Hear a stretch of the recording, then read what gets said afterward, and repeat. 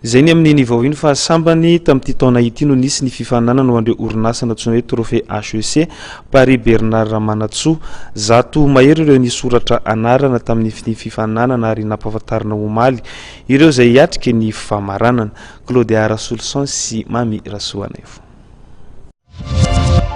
Nampahafantarina omaly ireo orinasa voafidy tanatin'ny 12 ny soratra anarany tamin'ilay fifaninanana Trophée HEC Paris Bernard Ramanatsoa izay nokarakarainy ny fikambanana Exide Community HEC Paris eto Madagasikara. Tarihan'ny filohany Mamy Rakotondrainy be raha toka enjato eo ireo orinasa nifanerasera tamin'izy ireo mikasika io fifaninanana io.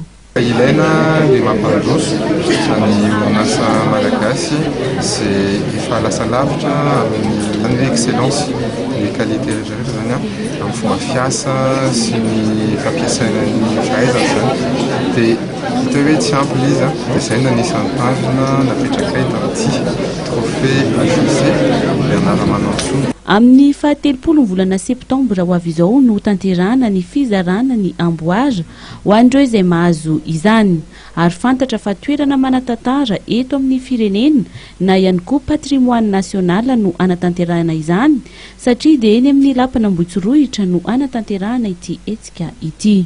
Lapan'Ambohitsorohitra patrimoine national dia hiatrika zany zay hoe miondrakely fomba fijerana ny patrimoine national dia atao Ambohitsorohitra izy izay ny karakara fandraisana dia toerana Ambohitsorohitra malaza izy io fa malaza amin'ny zavatra hafa fa tsy hoe patrimoine national dia nataonay zany hoe patrimoine national natongavana ihany. Maro ireo loka ho azin'ireo mpandresy ankoatra ny amboara dia isy ny lelavoly eo ihany koa ny fiofanana ho an'ireo mpitantana orinasa sy ny mpiara-miasa aminy. Isy ihany koa ny fampahafantarana misimisy kokoa an'ilay orinasa raha tsy laza fa tsy ireo.